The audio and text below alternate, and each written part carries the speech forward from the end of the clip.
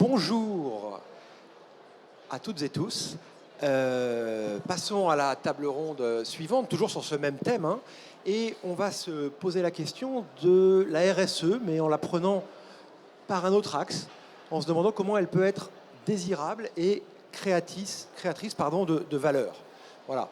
Comment la traduire en action concrète, comment mobiliser toutes les parties prenantes, internes, externes. Donc l'idée, c'est à travers 4 expériences différentes, avoir un retour sur l'intégration du développement durable à chaque étape de la chaîne de valeur, pour voir un peu comment la RSE peut être un levier d'innovation qui profite bien entendu à la planète, mais aussi à la performance économique.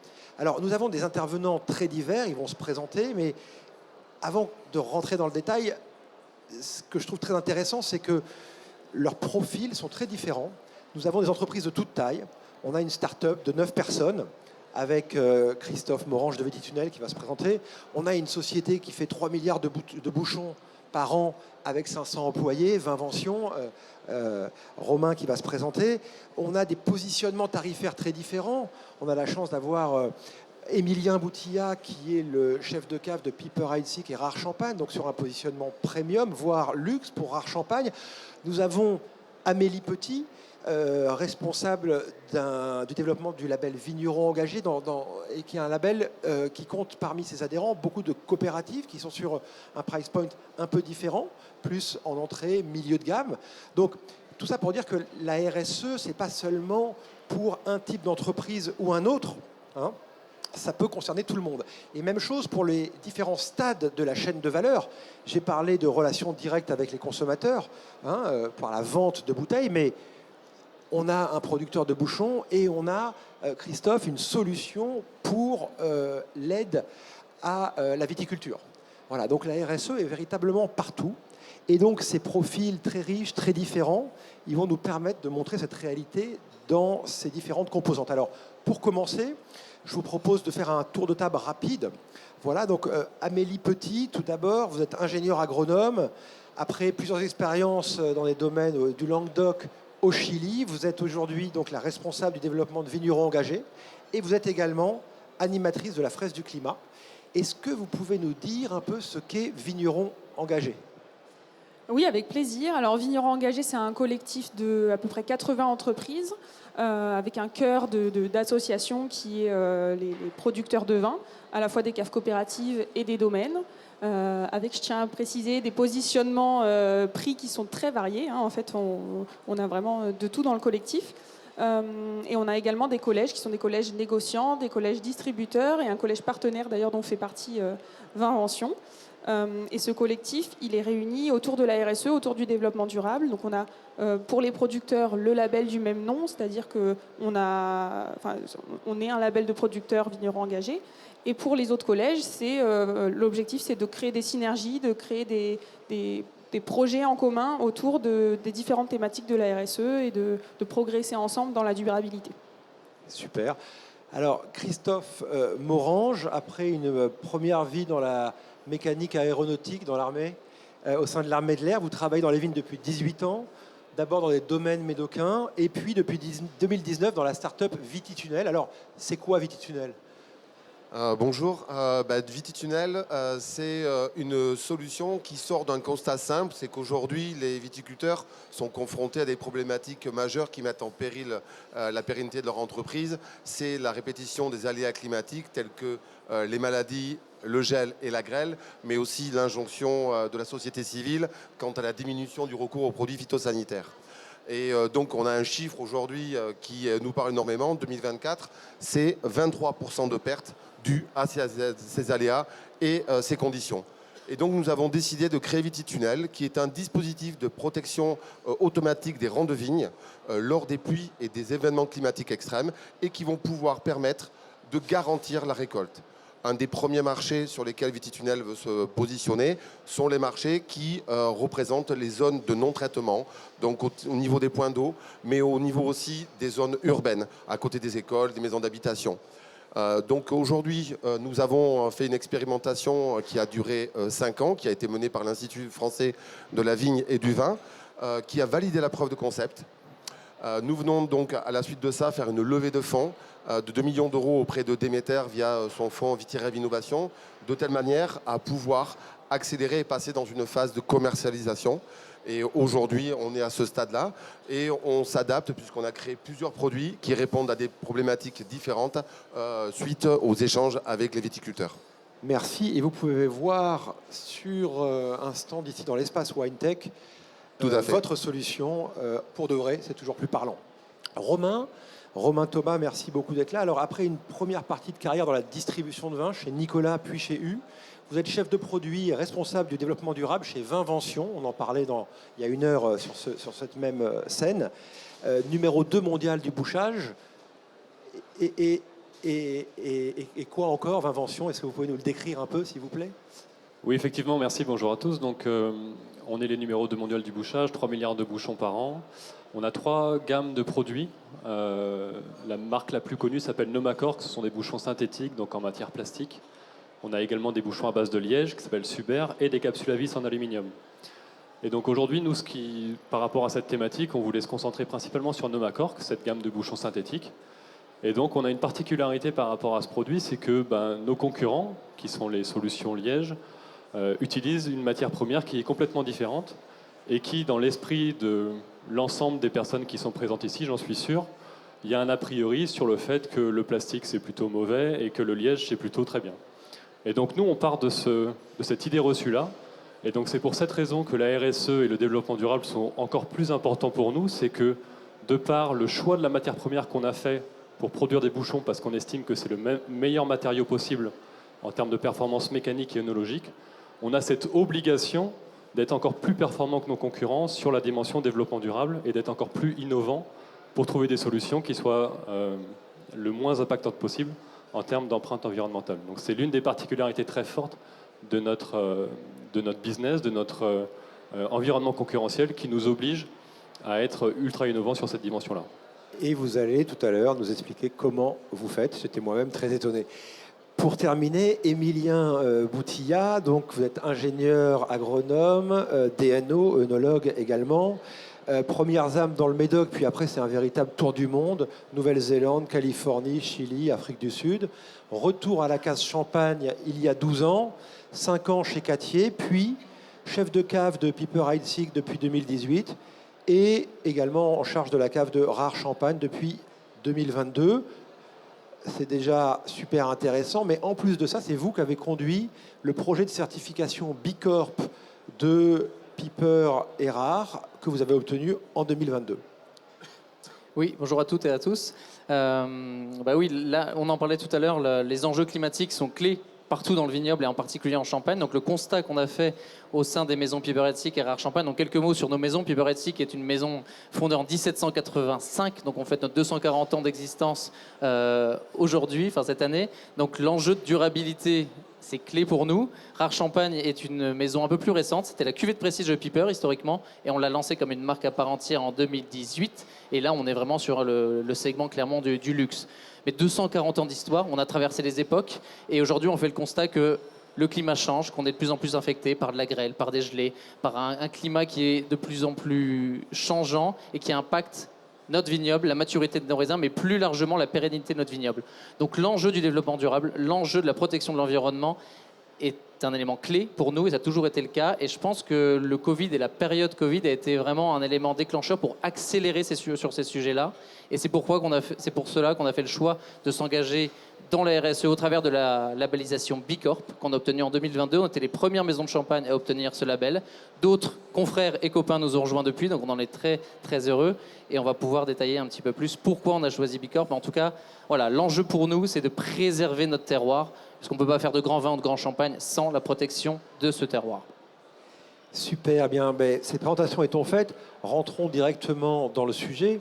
La RSE peut-elle rendre désirable et créer de la valeur? Commençons directement par des illustrations sur vos marchés auprès de vos clients. Alors, 2 d'entre vous vendent directement ou indirectement des bouteilles. On va commencer par là. Pouvez-vous nous dire en quoi, Émilien, commençons par vous, la RSE est un atout dans votre route to market, dans votre distribution? En quoi elle vous aide dans vos rapports avec vos clients? Alors ça nous aide énormément. En fait, j'ai la chance de me déplacer, d'aller un petit peu sur tous les marchés, puisqu'on exporte, pour Beeper Ethic, on exporte 90% de nos volumes à l'export. Donc je vais souvent sur le terrain et je suis directement en contact avec des consommateurs, avec des sommeliers, avec des acheteurs. Et la question du développement durable, la question de la protection de l'environnement est une question récurrente, que ce soit dans la bouche des journalistes, des consommateurs ou des acheteurs. Donc c'est un enjeu très important pour eux. Et aujourd'hui, la certification B Corp nous permet d'avoir un label qui rassure, qui explique et qui permet d'englober aussi l'ensemble de nos actions. Puisque l'ensemble de nos actions, elles couvrent les enjeux au vignoble, les enjeux en viticulture, l'enjeu des matières sèches, de la bouteille, de l'empreinte carbone, l'enjeu aussi social et sociétal, notre impact sur l'environnement champenois et également sur les équipes. Donc le label B Corp nous permet quelque part d'expliquer tout ça. Donc les consommateurs sont très demandeurs, mais peut-être encore plus, les distributeurs aujourd'hui ont besoin d'explications sur ces enjeux-là. Un exemple, dans les monopoles en Suède, au Danemark, nos amis des monopoles sont venus en Champagne pour comprendre ce qu'on faisait dans l'enjeu de la réduction du poids de la bouteille, par exemple. Donc ce sont des questions qui sont clés pour eux. Ça devient presque un prérequis. Et c'est pareil sur les acheteurs, que ce soit en off-trade ou en on-trade. Je pense au UK, par exemple. La certification B Corp rayonne énormément dans les pays anglo-saxons. Au UK, White Rose célèbre chaque mois de mars le B Corp Month. White Rose, si vous me White permettez, Rose. c'est un distributeur urbain premium qui est un cousin germain de Monoprix, Monoprix, pour les Parisiens d'entre vous. Donc, au mois de mars, ils mettent en avant des entreprises qui s'engagent au travers de la certification B Corp. Donc, c'est un exemple d'un débouché direct, donc d'attractivité de nos maisons, de nos champagnes pour l'acheteur, mais également pour le consommateur. Et puis, bien sûr, les sommeliers, les restaurateurs qui nous interrogent de plus en plus sur qu'est-ce qu'on fait concrètement pour changer nos pratiques en Champagne. Merci. Et Amélie, vos adhérents ont aussi un accès facilité, souvent, auprès de ces monopoles nordiques, et notamment en Suède, m'avez-vous dit? Oui, tout à fait. Je rejoins ce que disait Émilien. On voit deux niveaux auxquels la RSE peut être valorisée et créatrice de valeur. C'est effectivement, premièrement, auprès des distributeurs directement. Je peux donner l'exemple du travail qu'on fait auprès des monopoles scandinaves, notamment, où on va présenter le label vigneron engagé pour faire de la pédagogie dessus. C'est ce qui nous permet aujourd'hui de gagner des points quand on vend du vin au monopole scandinave, et notamment d'acquérir la notion de Most Sustainable Beverage, qui permet d'avoir une vraie mise en valeur en rayon. Donc ça se fait grâce à vigneron engagé, mais aussi bien sûr d'autres points qui viennent, comme vous le disiez, de pratiques d'éco-conception des cuvées, etc., qui sont des démarches de RSE, mais qui vont être plutôt individuelles. Nous, on fait le travail en amont au niveau du label. Et après, au niveau du consommateur, on le trouve aussi. Nous, on a des exemples qui sont parlants dans le collectif. Je pense notamment à la cave de Montoche, donc, que je vous avais présentée, qui est une cave en Languedoc-Roussillon qui était vigneron engagé il y a plusieurs années, qui avait quitté le collectif parce qu'il traversait des difficultés financières en 2017. Et en fait, ils vendaient une grosse partie de leur volume à un négociant qui a constaté une baisse de 20% sur les cuvées qui valorisaient le logo vigneron engagé en facing des bouteilles. Et en fait, ce négociant, il a pris le sujet à bras-le-corps et il a décidé d'accompagner directement la cave de Montoche pour revenir vers une labellisation vigneron engagé. Donc là, vraiment, on constate un impact direct sur la décision d'achat du consommateur, quoi. Alors ça, c'est des exemples très parlants au niveau de la vente de produits. Maintenant, si on remonte dans la chaîne de valeur, comment est-ce que vous, Christophe, par exemple, la RSE est un atout dans vos relations commerciales avec vos clients? Mais clairement, c'est qu'on amène une solution qui va pouvoir être un appui pour la communication, pour nos clients, tout simplement dans un premier temps dans le respect par rapport à l'environnement, mais aussi par le respect des opérateurs qui travaillent dans les vignes, dû au fait qu'on puisse réduire de 80% le recours aux produits phytosanitaires. Ça, c'est très important et c'est de plus en plus apprécié au niveau des propriétés qui nous accompagnent, puisque la communication autour de ces enjeux est de plus en plus prégnante. Le fait de pouvoir aussi venir apporter une solution dans des zones périurbaines est un enjeu qui est reconnu. Et on parle de plus en plus de mettre le végétal au centre de la discussion pour aboutir à des produits de vente comme le vin.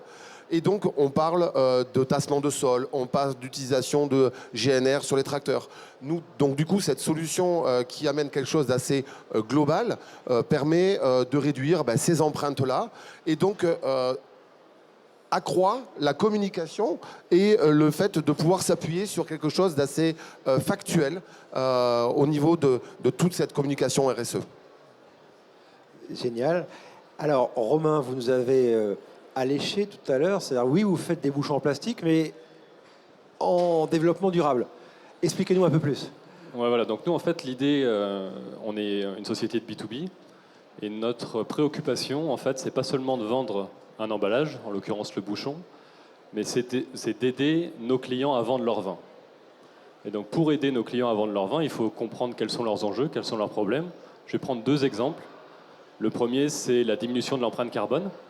C'est une trajectoire qui est maintenant communiquée par la majorité des caves et des vignerons. Et donc dans ce contexte-là, nous, ce qu'on a fait, c'est qu'on a réussi, en travaillant sur le sourcing de matières premières, on travaille sur un sourcing canne à sucre pour une gamme de produits. La canne à sucre est transformée en notre matière première plastique dont on a besoin.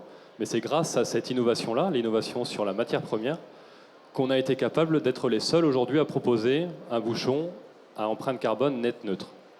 Donc toujours dans cette idée de prendre le contre-pied des idées reçues, aujourd'hui la solution de bouchage qui a l'empreinte carbone la plus faible du marché, c'est un bouchon en plastique.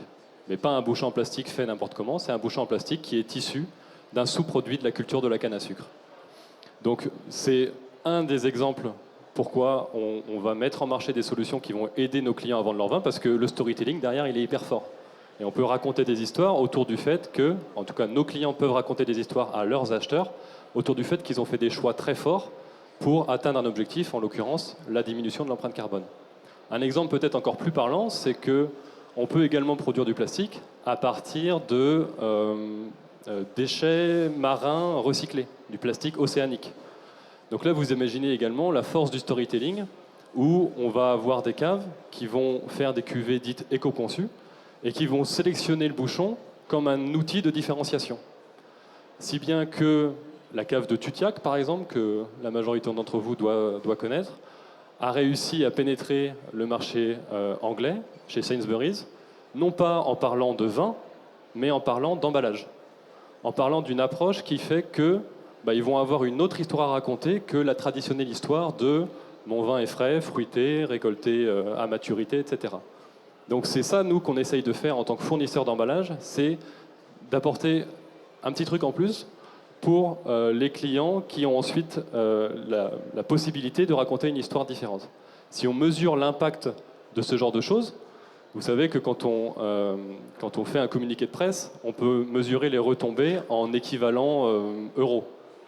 Et pour Donna Fugata, qui a été notre premier client italien, ça se compte en plusieurs centaines de milliers d'euros. Donc le fait de choisir un bouchon et de raconter une histoire autour de ce bouchon, ça leur a permis d'avoir une couverture médiatique incroyable. Ils sont passés sur la télé nationale, etc. Et donc c'est beaucoup plus puissant que de faire une pub et de payer cette pub. Donc voilà des exemples où typiquement la RSE peut être créatrice de valeur parce que on a une approche et un angle d'attaque différent par rapport à l'environnement concurrentiel. On est ici sur Wine Paris, vous voyez le nombre de producteurs qui existent, comment on fait pour se différencier. Nous, on est persuadé que l'emballage peut être une source de différenciation parce qu'on a une histoire particulière à raconter. Merci. Et pour être exhaustif, il faut préciser le poids de ces bouchons issus de la canne à sucre et issus de déchets océaniques dans la totalité de votre gamme bouchons plastique. C'est combien ? C'est plus de 60% aujourd'hui. Voilà, donc c'est pas du tout anecdotique. La majorité des bouchons plastiques de Nomacork sont faits sans pétrole. Alors, tout ça, c'était sur la création de valeur via la commercialisation, qui est clé. Il y a un autre aspect, c'est l'impact que ça a en interne. ces aspects RSE peuvent être un formidable moteur de motivation en interne pour les équipes. Et je crois qu'Amélie, chez vos adhérents, il y a beaucoup d'exemples. Oui, tout à fait. C'est même un indispensable de la réussite d'une démarche RSE, c'est qu'elle soit prise en main par l'ensemble des équipes. C'est d'avoir des ambassadeurs en interne de cette démarche. C'est une vraie plus-value en termes de culture d'entreprise et ce genre de choses, d'avoir une démarche RSE qui parle et qui apporte aussi des projets concrets aux salariés des entreprises et voilà, qui donne aussi du sens au métier que chacun fait.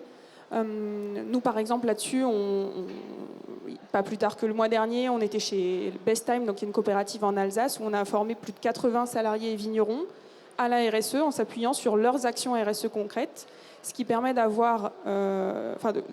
l'objectif, c'était de faire de l'ensemble de ces personnes des ambassadeurs de la démarche, que ce soit des personnes qui sont en relation avec le public, des vendeurs au caveau, des commerciaux ou ce genre de choses, mais aussi en fait l'intégralité des salariés pour que une démarche qui parfois est portée par un petit groupe de personnes puisse vraiment fédérer autour de valeurs communes et d'actions qui sont très parlantes, voilà, des choses qui sont concrètes. La RSE, on sait que c'est quelque chose qui peut être très, très nuageux, qui peut être abstrait. Il y a un vrai enjeu de concrétiser tout ça et de mettre des exemples derrière ça. On organise aussi chaque année les rencontres du vin de demain qui ont lieu le mois prochain. Et on a vu les exemples au sein de notre collectif, notamment je pense au CAF de la Loire, qui fonctionne en invitant les salariés les plus engagés dans la RSE comme une forme de récompense à ces rencontres-là, parce que c'est des vrais moments de boost de cette démarche RSE, et ça leur a permis l'année dernière de relancer leur groupe de travail thématique sur des enjeux RSE, et donc ça crée vraiment des dynamiques internes qui permettent à la fois de pérenniser cette démarche et puis de créer des projets et de créer des émulsions en interne. Super. Christophe, vous, toute petite start-up, mais dont la RSE est la raison d'être, en quoi est-ce qu'en interne, c'est une force ? Alors, c'est une force parce que aujourd'hui, être une start-up, c'est relativement compliqué. Quand on est tout seul, on le porte seul. Mais quand on commence à amener des collaborateurs avec nous, on les emmène dans une véritable histoire de création d'entreprise. Et je crois qu'aujourd'hui, si ces collaborateurs ne sont pas investis, ne croient pas au projet, ne trouvent pas la vertu du projet, finalement, ils adhèrent peu ou pas. Et quand on voit l'exigence du temps de travail qu'il faut passer pour porter un projet comme le nôtre, ça semble obligatoire. On a tous nos recrutements ont été faits de manière à pouvoir créer une équipe qui ait vraiment un sens.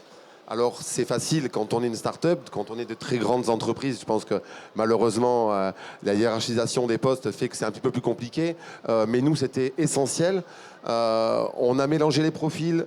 On a intégré des profils jeunes sur la communication pour pouvoir répondre justement à cette attente de la jeunesse, de cette nouvelle génération qui arrive et qui a mis l'environnement au centre de leurs préoccupations. On a mis des baroudeurs, des gens, on a un dessinateur industriel qui nous apporte toute sa vision qu'il a trouvée après un voyage autour du monde de 2 ans. On a une personne qui travaillait dans les espaces verts et qui aujourd'hui gère toute la partie installation, production, parce qu'il a une réelle approche et un réel contact qui va pouvoir être bénéfique au niveau des viticulteurs avec lesquels ils vont travailler. Et puis, il croit en ce projet. Il lui trouve un sens. Quand on a fait notre première inauguration au sein de Libourne, à côté de l'école Marie-Marvin, la première satisfaction était de se dire on a amené une solution qui aujourd'hui va régler des problèmes de voisinage et peut aussi régler des problèmes de santé publique.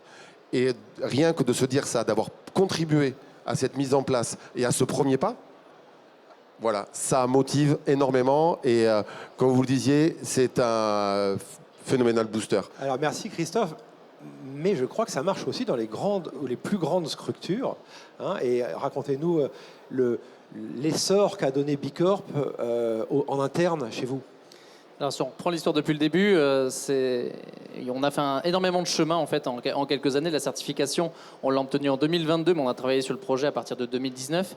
Et au tout début, quand on parlait RSE, Bicorp, pour être honnête, il y avait 80% des salariés qui ne connaissaient pas ces sigles. Et il a fallu faire preuve de beaucoup de pédagogie et donner beaucoup de concret. Donc je rejoins beaucoup Amélie sur le sujet, puisqu'on a commencé par donner du concret, expliquer qu'est-ce que c'était, qu'est-ce que ça impliquait dans le quotidien de l'ensemble des salariés de l'entreprise, que ce soit les 4 décisionnaires, et pour eux c'était un peu plus évident de savoir que la RSE allait impacter directement leur quotidien et qu'ils allaient l'intégrer dans chaque prise de décision, mais également les équipes au vignoble, les équipes ouvrières en prod, en cuverie et à l'habillage par exemple. Donc on a dû redonner du sens, et à partir du moment où on a fait tout ce travail de pédagogie, tout s'est aligné, toutes les planètes se sont alignées, et tout le monde a pris conscience de comment la RSE pouvait changer le quotidien de chacun. Mais ça va encore une fois des prises de décision qu'on pouvait faire, ou aussi du quotidien. On parlait tout à l'heure des ouvriers au vignoble. Voilà, le fait d'arrêter les herbicides, d'arrêter les CMR, de retravailler les sols, d'une part pour la santé des opérateurs, c'est un gain qui est net, et en plus ça reconnecte l'ensemble des ouvriers vignerons à leur terroir, à leur vignoble, et ça redonne énormément de sens. Et on a eu cette même reconnexion avec les équipes marketing, achat, sur tout le travail de d'éco-conception, toute la stratégie climat qu'on a construite a donné du sens également pour les équipes achat, pour les équipes de maintenance, pour la restructuration énergétique. Donc c'est chaque secteur de l'entreprise, une grosse entreprise, on a 150 salariés chez Piper, mais chacun a trouvé du concret et a pu en fait comprendre et assimiler ce qu'était la RSE et ce que pouvait leur apporter la RSE. Et au-delà de ça, pour la marque employeur, pour le recrutement des nouveaux talents, des nouvelles équipes qui nous ont rejoints depuis 5 ans, Bicorp et tout le travail qu'on a mené sur le développement durable a augmenté l'attractivité de nos marques. Et ça, c'est net dans les entretiens qu'on a pu faire passer avec les recrues, encore une fois, dans tous les secteurs, que ce soit au vignoble avec des champenois qui ont grandi en Champagne ou avec des recrutements aux États-Unis. Bicorp résonne. Ça veut dire quoi? Ça veut dire que Piper & Six, Rare Champagne sont des maisons qui s'engagent pour l'avenir, qui ont des valeurs. Et en fait, ça match tout de suite avec certaines générations en particulier. Et ça nous permet d'être encore plus attractifs et de recruter les talents de demain qui vont nous aider à avancer encore plus vite. Donc à la fois pour les équipes et fédérer l'équipe qui était déjà en place, et aussi pour recruter de nouveaux talents, ça a été vraiment un booster, comme on l'a dit tout à l'heure. Merci. Et alors, Romain, chez Vinvention, on a compris pour vos commerciaux, le RSE est au cœur de l'argumentaire, mais ça dépasse ça. Je crois que vous allez plus loin. Oui, c'est ça. Je vais reprendre les mots-clés qui ont déjà été donnés par mes collègues, mais la quête de sens, la fierté d'appartenir à une entreprise qui met en marché des produits qui sont les meilleurs sur des critères comme l'empreinte carbone. Il n'y a personne qui pourra dire le contraire, c'est très motivant. Et puis voilà, nous, on publie un rapport RSE tous les ans. On voit qu'il y a une certaine forme d'attente à tous les étages de l'entreprise pour voir l'évolution de nos indicateurs en termes de consommation d'eau, consommation d'énergie. Quand on a des usines qui sont alimentées en 100% en énergie renouvelable, tout ça, c'est forcément des sources de motivation. Et ce qu'on voit aussi aujourd'hui, c'est que quand on met en place des initiatives qui, de prime abord, peuvent paraître un peu plus contraignantes, on est en train aujourd'hui d'analyser la possibilité de transformer toute notre parc de véhicules thermiques en véhicules électriques, voir quel serait l'impact. Vous imaginez que quand on dit ça à des commerciaux, c'est plutôt la réticence. Mais finalement, on voit aussi que chez certains d'entre eux, il y a une forme d'attente par rapport à ça, parce qu'ils savent que, premièrement, ça va avoir un impact positif, et que ça va encore renforcer le storytelling, le positionnement de l'entreprise par rapport à la concurrence, et ça met de la véracité dans le discours. Quand on explique qu'on est très porté sur l'innovation et le développement durable, ça ne suffit pas. À un moment donné, il faut pouvoir l'illustrer. Et ça, c'est des choses qui parlent à tout le monde. Quand on installe des panneaux solaires sur le toit des entreprises, quand on a un parc de véhicules qui potentiellement va basculer à 100% sur des véhicules électriques, ça aide aussi dans cette idée de RSE au service de la création de valeur, parce qu'il y a une forme de cohérence du début à la fin. Merci. Alors, on a d'abord vu l'impact en externe, on a ensuite vu l'impact à l'intérieur des entreprises, en interne, mais pour que ça marche vraiment, pour que ça renforce la désirabilité, cette RSE, il faut qu'elle soit légitime, qu'elle soit crédible. On parle beaucoup de greenwashing, de social washing, ainsi de suite. Donc, pour cela, il faut que les actions soient mesurables, mesurées. Alors, comment est-ce que dans vos démarches, vous avez traité ce problème et atteint vos objectifs à travers un label, à travers des indicateurs clés, à travers la communication? Voilà. Donc, je me tourne vers vous. Vous avez choisi le Bicorp. Pourquoi? Comment? Alors la démarche RSE, on l'a commencé bien avant la certification Bicorp, mais j'aurais presque tendance à dire on était presque en ordre dispersé. puisqu'il y avait beaucoup d'actions qui étaient menées dans chacun des secteurs, mais il n'y avait pas d'orchestration. Et en fait, au moment du Covid, justement, on a eu l'occasion de se poser un peu plus, de structurer cette démarche. On a étudié un petit peu tous les labels qui existaient. Et en effet, assez rapidement, on a fait le choix de B Corp. Alors, il n'y a pas un label qui est mieux qu'un autre. Si on a fait le choix de B Corp, c'est pour plusieurs raisons. Pour nous, c'était le label qui était le plus complet et qui couvrait vraiment l'ensemble des enjeux de la RSE. On était déjà très engagés sur la viticulture durable, mais on voulait aller bien au-delà avec notamment la stratégie climat. Les enjeux sociaux, sociétaux. Donc B Corp englobait tout ça. Au-delà de ça, B Corp était un label indépendant, international, et comme je l'ai dit tout à l'heure, on exporte plus de 90% de nos champagnes à l'international, notamment dans les pays anglo-saxons, où B Corp est connu et reconnu. On a fait notamment récemment une étude de tracking, donc une petite illustration à ce sujet. Aux États-Unis, B Corp est connu par 40% des consommateurs de vin et champagne. 40% connaissent le label et savent que c'est un label RSE et les valeurs qui sont derrière. 30% connaissent le label sans avoir de détails. Ça fait quand même 70% des consommateurs potentiels pour Piper qui connaissent le label. En France, on est en dessous. On est plutôt à 25%. Et dans les pays anglo-saxons, le label est connu et reconnu. Et pour nous, c'était clé pour ce qu'on a évoqué tout à l'heure et la crédibilité de ce label international. Mais au-delà de ça, le label B Corp a aussi une force, c'est qu'il valorise les actions positives qui sont menées par une entreprise sans pointer du doigt et accabler les choses qui sont moins bien faites. Donc le but, c'est vraiment de valoriser ce qui est positif et surtout de valoriser ce qui a du sens. Le label et le questionnaire s'adaptent à la taille de l'entreprise. Ils s'adaptent au secteur d'activité de l'entreprise. Dans notre cas, on exploite des vignes, on tire notre nectar et notre champagne de l'exploitation de nos vignobles. Donc l'enjeu environnemental et de la terre est clé. Ce n'est pas du tout le cas pour une structure, par exemple, qui est une structure de service, par exemple. Donc l'adaptation au secteur d'activité, à la taille de l'entreprise est clé pour vraiment mesurer les externalités réelles, l'impact réel qu'on a et sur quel secteur il convient d'accélérer et de changer les pratiques. Donc ça a été vraiment quelque chose de très important. Et puis le label B Corp est aussi quelque part assez ludique. Il est facile à appréhender et il valorise encore une fois les choses qu'on fait positivement. Donc pour toutes ces raisons, on a choisi le label B Corp. Et je précise que vous êtes allé au bout de la démarche. Le logo B Corp apparaît sur les contre-étiquettes de vos deux maisons. Ouais. Parce que c'est un cas récurrent de marketing, faut-il mettre le logo, et surtout quand on est dans des price positioning, dans des positionnements prix assez hauts. Et donc vous apportez une réponse. Amélie, vous avez un autre label qui n'est pas le même, très complémentaire, qui, si j'ai bien compris, est lui fondé sur la norme ISO 26000. Pouvez-vous nous expliquer un peu le fonctionnement ? Oui, avec plaisir. Alors nous, on a fait le choix de se baser sur la norme ISO 26000, qui est la norme internationale de la RSE, donc ce qui nous donne aussi une notoriété à l'international et des reconnaissances internationales, puisque c'est reconnu dans plus de 160 pays dans le monde. Et en fait, on est donc un peu différent de B Corp. Nous, on est un label sectoriel, c'est-à-dire qu'en fait, on a pris cette norme ISO 26000 et on l'a déclinée pour qu'elle s'adapte concrètement aux pratiques de producteurs de vin, pour qu'elle soit vraiment appliquée à l'activité. Donc ça inclut l'ensemble des activités qui vont de la vigne jusqu'à la commercialisation, les fonctions support, enfin vraiment il y a l'intégralité de l'entreprise qui est inclue dans cette démarche. Et c'est aussi ce qui nous différencie, c'est vraiment la spécificité vin. Et on retrouve à la fois des critères qui sont des critères de pratique. Vous parliez de greenwashing, de social washing. Nous, c'est important pour nous que les choses soient... Enfin, c'est bien de dire les choses, c'est essentiel quand on fait de la RSE, mais il faut pouvoir les prouver, il faut pouvoir s'appuyer sur des chiffres, sur des choses concrètes. Et c'est aussi ça qui donne la crédibilité d'une démarche.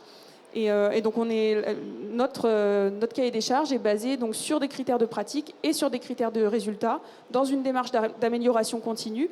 Donc on a vraiment cet objectif de progresser dans cette démarche, de chiffrer ce qu'on fait avec des indicateurs qui là restent.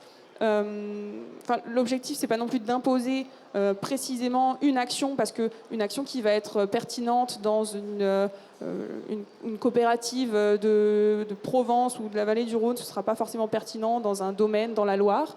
Mais l'idée, c'est vraiment d'avoir, pour tel critère, qu'est-ce que vous faites, qu'est-ce que vous mettez en avant. Et l'idée aussi, c'est de valoriser des choses qui sont faites, Donc on impose un certain nombre d'enjeux, parce que les enjeux RSE, c'est, pour le coup, dans la filière, c'est les mêmes pour tout le monde. Mais par contre, on y répond chacun librement, mais le tout, c'est de pouvoir prouver ce qu'on fait et de mettre des chiffres derrière ça. Super. Alors, Christophe, vous, à une autre échelle, je crois que quand il s'agit de justifier, de légitimer ce que vous faites, vous avez une super nouvelle en septembre dernier à travers une décision de l'INAO. Est-ce que vous pouvez nous expliquer ? Oui, tout à fait. Depuis que nous faisons les expérimentations, donc vous imaginez bien que nous, la RSE, pour l'instant, tous ces labels, on en est encore un petit peu loin, même si nos actions quotidiennes au sein d'entreprises, on y pense déjà. Mais tout s'est axé, nous, sur l'obtention des résultats de la preuve de concept, qui était une valorisation pour les propriétés, et surtout un moyen de pouvoir faire valider notre concept, notre dispositif, par les instances qui gouvernent la viticulture. Je veux parler des ODG et de l'INAO. Et donc, depuis le début de notre existence, de notre création, nous avons fait le choix de passer par un organisme indépendant, l'Institut français de la vigne et du vin, qui a donc validé tous les résultats et a communiqué de manière quotidienne avec l'INAO pour établir des rapports et permettre de pouvoir avoir une classification de notre dispositif. Et depuis septembre 2024, le dispositif Vititunnel, comme une grande majorité des nouvelles innovations, bénéficie d'un dispositif qui s'appelle un DEI, dispositif d'évaluation des innovations, et qui permet de pouvoir installer ces nouvelles expérimentations ou ces nouveaux produits sur 5% des surfaces des propriétés et 10% des assemblages finaux.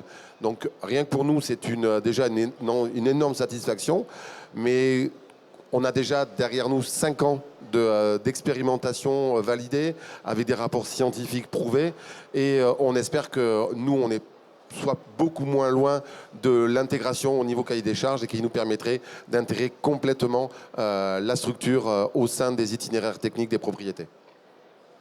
Ça veut dire que, si j'ai bien compris, vous pouvez utiliser votre solution et garder l'AOC dans la limite de 5% des surfaces et ou de 10% des raisins. Donc c'est énorme pour vous, ça vous ouvre beaucoup de portes. C'est ça. Aujourd'hui, ça nous ouvre beaucoup de portes et c'est surtout un signal fort des instances, puisque aujourd'hui, ça devient concret. Aujourd'hui, il est avéré que nous ne modifions pas l'aspect terroir des vins qui sont obtenus sous le dispositif. Et finalement, on arrive à la dernière étape de l'intégration du cahier des charges. Et c'est très important au niveau des propriétés partenaires de pouvoir bénéficier de la conservation de leur propre AOC. C'est essentiel. Alors, Romain, vous avez une initiative complémentaire, notamment chez des cavistes. Oui, en termes d'initiative, pour compléter le storytelling dont on parlait tout à l'heure, on a mis en place une collecte privée des bouchons pour qu'ils puissent être déposés par les consommateurs et ensuite recyclés. Évidemment, c'est un indicateur qu'on suit et on essaye chaque année de collecter encore plus de bouchons pour les recycler en de nouveaux produits. Ça, c'est un premier exemple. Mais un deuxième exemple qui est intéressant aussi sur la dimension certification. Je le disais tout à l'heure, on met en marché un produit plastique, nos concurrents utilisent du liège. L'idée reçue, c'est que le liège est mieux que le plastique. Donc nous, on a cette exigence et cette obligation, encore plus que nos concurrents, d'être certifiés, d'être capable de prouver que tous les chiffres qu'on avance, ils sont réels, ils sont validés par des organismes officiels. Et donc, là encore une fois, de par notre environnement concurrentiel, ça nous oblige à aller encore plus loin que nos concurrents. Et quand on fait une analyse d'empreinte carbone, par exemple, dans laquelle on conclut qu'on a un bouchon qui a une empreinte carbone net neutre, on doit évidemment avoir tous les documents qui vont bien et toutes les certifications pour prouver ce qu'on avance, parce que sinon on a beaucoup de suspicions de greenwashing, etc. Et donc ça, évidemment, c'est quelque chose qui serait complètement destructeur pour l'image de marque. Donc on ne joue absolument pas avec ça. Merci. Mais à travers ces 3 thématiques, on a donc vu que la RSE pouvait rendre désirable, pouvait créer de la valeur. On a parlé beaucoup business, si j'ose dire, mais, et ça sera le mot de la fin, vous avez tous ici, me semble-t-il, au-delà de ces objectifs, mais très concrets, qui sont nécessaires sur vos comptes de résultats, un objectif en commun qui est de préserver, je ne sais pas, le terroir, la planète, les collaborateurs. Et est-ce que, Émilien, vous pouvez nous aider à conclure là-dessus? Et qu'est-ce qui vous anime au fond? Voilà, on a parlé à quel point la RSE pouvait être créatrice de valeur, mais le fondement de tout ça, et je pense qu'autour de la table, on est tous les quatre alignés là-dessus, c'est des valeurs, une philosophie et un changement de paradigme. Si on fait tout ça, comme je l'ai dit tout à l'heure un peu en introduction, c'est pour l'avenir. En fait, c'est pas spécialement pour nous, c'est pour la préservation des terroirs en Champagne et ailleurs, pour que dans 10, 20, 30, 50 ans, on ait encore des œnologues qui puissent faire de grands vins, pour que les consommateurs dans le monde entier puissent apprécier de grands vins. Donc c'est avant tout pour la préservation de notre terroir, et le terroir englobe le sol, le climat et tout le savoir-faire, que la RSE pour moi est clé. Et je pense qu'on le voit un petit peu aujourd'hui. Alors, il y a plusieurs labels, il y en a plein d'autres qui existent. Ce qui compte, c'est le collectif. Nous, à notre échelle, on est très content d'être les premiers certifiés B Corp, mais ce qu'on veut, c'est que toute la filière bouge dans cette direction. Et aujourd'hui, justement, le comité Champagne a publié la feuille de route RSE pour l'ensemble de la filière Champagne. Et c'est un signe fort, puisque tout seul, on n'y arrivera pas. C'est vraiment collectivement qu'on doit se remettre en question. Et ce changement de modèle est clé. Et on est sur la bonne voie, je pense. Merci beaucoup. Merci.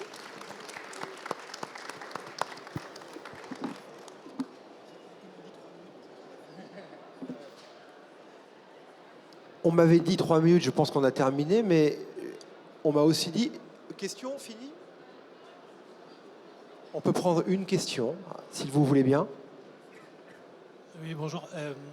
La RSE, c'est des valeurs. Est-ce que, donc il y a des intentions d'entreprise. C'est quoi vos relations avec les politiques publiques?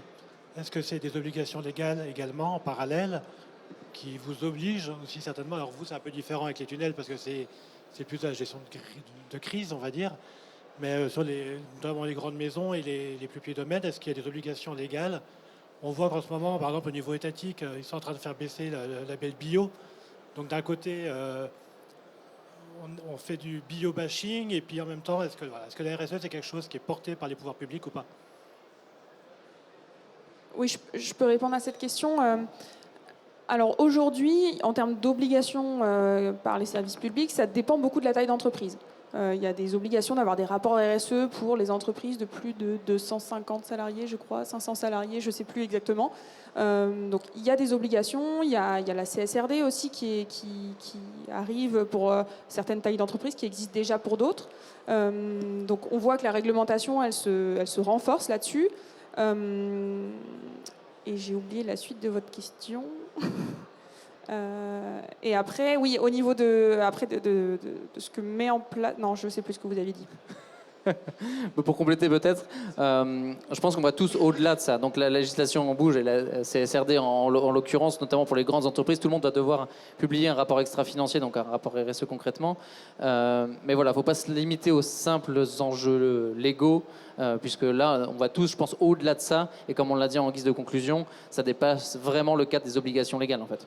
Donc la législation bouge dans ce sens-là, mais le but, c'est d'aller encore plus loin et de le faire pour d'autres raisons que juste les enjeux légaux, quoi. Et il y a aussi une notion d'anticipation de certaines réglementations quand on fait de la RSE. On travaille sur des enjeux, on parlait de carbone, voilà, il y a plein d'enjeux qu'on voit venir, etc. On sait qu'il va y avoir des réglementations dessus dans les 5-10 prochaines années.